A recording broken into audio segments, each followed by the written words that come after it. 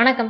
அதிகமா நிறைய பேர் பாதிக்கப்படக்கூடிய ஒரு சாதாரண பிரச்சனையை பத்தி தான் பார்க்க போறோம். அதாவது இது சாதாரண பிரச்சனை தான் அப்படின்னாலும் ஆரம்ப காலகட்டத்திலே இதை நம்ம சரி செஞ்சுட்டோம் அப்படின்னா இது சாதாரணமான ஒரு பிரச்சனை தான். இதே நம்ம ஆரம்ப காலகட்டத்தில் இதை நம்ம கவனிக்காம விட்டோம்னா இதுவே உடலினுடைய பல நாள்பட்ட நோய்களுக்கும் காரணமாகவும் இருக்கு. அது என்ன பிரச்சனை அப்படின்னு பார்த்தோம்னா வாய்வு சார்ந்த கோளாறுகள் நிறைய பேருக்கு இருக்கக்கூடிய ஒரு சாதாரண பிரச்சனை தான். ஆனா நிறைய பேர் இதை ஆரம்ப காலகட்டத்திலே கவனிக்காம விடும்பொழுது பலவிதமான உடல் பிரச்சனைகளுக்கு காரணமாகவும் இருக்கு. சாதாரண ஒரு பிரச்சனை தானே அப்படின்னுட்டு நம்ம விடும்பொழுது என்னன்னா இந்த வாயுவில் துர்நாற்றம் வர்றது, அது மட்டும் இல்லாம இந்த வாய்வு சார்ந்த பிரச்சனைகள்னால மலச்சிக்கல் ஏற்படுறது, நம்மளுடைய உள்ளுறுப்புகள் அதாவது கல்லீரல் சார்ந்த நோய்கள், குடல் எரிச்சல் மாதிரியான நோய்கள் அடுத்தடுத்து உருவாகிறது நம்ம பார்க்க முடியும். அதனால இது ஆரம்ப காலகட்டத்திலே நம்ம கவனிச்சு இதை சரி செஞ்சுட்டோம் அப்படின்னா எந்த விதமான பிரச்சனையுமே நமக்கு வராது. சரி, முதல்ல நம்ம வாய்வுனா என்ன, அதுக்கான காரணங்கள் என்ன, அதை எப்படி சரி பண்ணலாம் அப்படின்றதையும் நம்ம பார்க்கலாம். இதனுடைய அறிகுறிகள் என்ன அப்படின்னா அஜீரணம், அடிக்கடி ஏப்பம் வருது, அதே மாதிரி வாய்வு பிரிகிறது, வயிறுல எரிச்சல் வருது, வயிற்று உப்புசம் மாதிரியான சாதாரண அறிகுறிகள் தான். இதையே நம்ம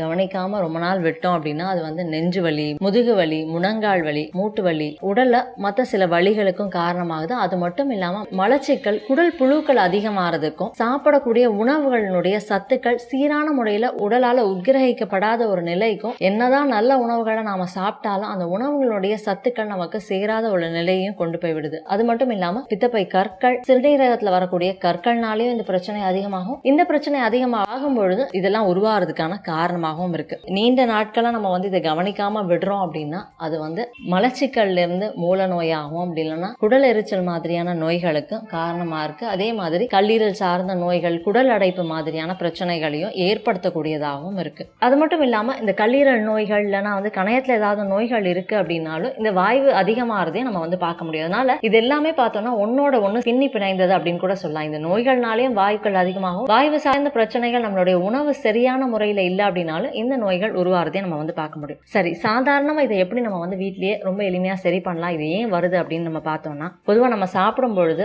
காற்றையும் சேர்த்து நம்ம சாப்பிடுவோம். நல்ல உணவை மென்னு சாப்பிடாதது ஒரு மிக முக்கியமான பிரச்சனை. அதே மாதிரி குடல்ல உணவு செரிக்கும் பொழுது எந்த ஒரு உணவும் நம்ம சாப்பிடுறோம் அப்படின்னா அந்த உணவு செரிக்கும் பொழுது உடல்ல பல விதமான அந்த நன்மை செய்யும் பாக்டீரியாக்களோட இது சேரும் பொழுது நமக்கு சில வாயுக்கள் வெளியாகும். ஒரு நாளைக்கு கிட்டத்தட்ட ஒரு 15 முறை நமக்கு வாயுக்கள் சாதாரணமா துர்நாற்றம் இல்லாம வெளியேறுது அப்படின்னா அதனால எந்த விதமான பாதிப்பும் கிடையாது. ஒவ்வொரு வேளை உணவு சாப்பிட்டதுக்கு அப்புறமா நமக்கு ஒரு தடவை வாயு வெளிப்படுது அப்படின்னாலும் அது எந்த விதமான பிரச்சனையும் கிடையாது. நமக்கு செரிமானம் சீரான முறையில ஆகுது அப்படின்னா அது ஒரு விதமான ஏப்பத்தை வெளிப்படுத்தக்கூடியது, அது ஆரோக்கியத்தை கொடுக்கக்கூடியது. இதே புளிச்ச ஏப்பம் வருது, அப்படி இல்லைன்னா ஆசன வாய் வழியா ஒரு துர்நாற்றம் வீசின வாயு வெளிவருது அப்படின்னா அதை நம்ம கவனிக்க வேண்டிய ஒரு விஷயம். மருந்து மாத்திரைகள் அதிகமா சாப்பிடும் பொழுது இந்த வாயு தொந்தரவுகள் அதிகமாகும். அது மட்டும் இல்லாம உணவு சரியான முறையில செரிமானம் ஆகல அப்படின்னும் பொழுதும் இந்த வாயுக்கள் அதிகமா உருவாகும். இன்னைக்கு நிறைய பேர் புரதச்சத்து உள்ள உணவுகளை அதிகமா எடுத்துக்கும் பொழுது அந்த புரத சத்துக்கள்ல இருந்து கிடைக்கக்கூடிய சத்துக்களை உடல் சீரான முறையில உட்கிரகிக்காம துர்நாற்றம் வீசக்கூடிய வாயுக்களாகவும் வெளியேற்றுது. உடல்ல நமக்கு செரிமான தேவையான செரிமான நீர் பற்றாக்குறை, செரிமான நீர்ல இருக்கக்கூடிய சத்துக்கள் பற்றாக்குறை ஏற்படும் பொழுதும் சீரான செரிமானம் இல்ல அப்படின்னும் பொழுது இந்த துர்நாற்றம் வீசின வாயு தொந்தரவுகள் ஏற்படும். அதனால இதெல்லாமே சரி பண்ணாலே போதும், நமக்கு இந்த பிரச்சனையில இருந்து எளிமையா வெளிவரதுக்கு அது உதவக்கூடியதாகவும் இருக்கும். சரி, என்னென்ன வழிகளை நம்ம பின்பற்றினாலே போதும் இந்த பிரச்சனையில இருந்து வெளிவரலாம் அப்படின்னா ரொம்ப எளிமையான ஒரு 3 விஷயத்தை பின்பற்றினாலே போதும் துர்நாற்றத்தோட வரக்கூடிய வாய்வு பிரச்சனையில இருந்து எளிமையா வெளிவர முடியும். சரி, அது என்னென்ன அப்படின்னு நம்ம பார்க்கலாம். நம்ம சாப்பிடும் பொழுது ஒவ்வொரு வேளை உணவும் பசிச்சு சாப்பிடுறது ரொம்ப அவசியமானது. அதே மாதிரி சாப்பிடக்கூடிய உணவுகளை நம்ம வாயை மூடிட்டு சாப்பிடக்கூடிய உணவுகளை நல்லா மென்னு சாப்பிடுறது அவசியமானது. நம்மளுடைய நீரோட உணவு கலந்து சீரான முறையில பசிச்சு நம்ம சாப்பிடும் பொழுது ரொம்ப விரைவா இந்த வாய்வு சார்ந்த பிரச்சனையில இருந்து நம்ம வெளிவர முடியும். அதாவது ரொம்ப விரைவா அப்படின்னா 1-2 நாள்லயே கூட ஆரம்ப கால அறிகுறிகள் இருக்கவங்க இந்த பிரச்சனையில இருந்து வெளிவர முடியும். அதே மாதிரி உடல் மாதிரியான பிரச்சனைகள் இருக்கிறவங்களும் ஒரு 4-5 நாள்ல நல்ல ஒரு மாற்றத்தையும் பார்க்க முடியும். அடுத்ததா அப்படின்னு பார்த்தோம்னா